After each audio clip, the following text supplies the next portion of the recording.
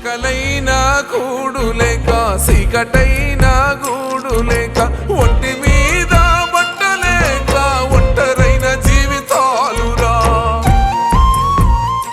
నమస్కారం అండి. ఈరోజు మేము నెకరికల్ నుంచి వచ్చాము. మా friend Gaddapati Suresh last year చనిపోయారు ఇదే రోజు. సో అతనికి గుర్తుగా మేము అందరం ఒక 15 మెంబర్స్ ఫ్రెండ్స్ అందరం కలిసి ఇక్కడ అన్నదాన కార్యక్రమంలో పాల్గొన్నాము. ఈరోజు 12 o'clock ఇక్కడ మేము అన్నదానం కూడా నిర్వహించాము. అన్నదానం అన్నదానం అన్నదానం అన్నదానం. ఆల్మోస్ట్ ఇక్కడ 500 నుంచి 600 మంది మెంటల్ రిటార్డ్ పీపుల్ ఉన్నారండి. సో చాలా బాధగా ఉంది.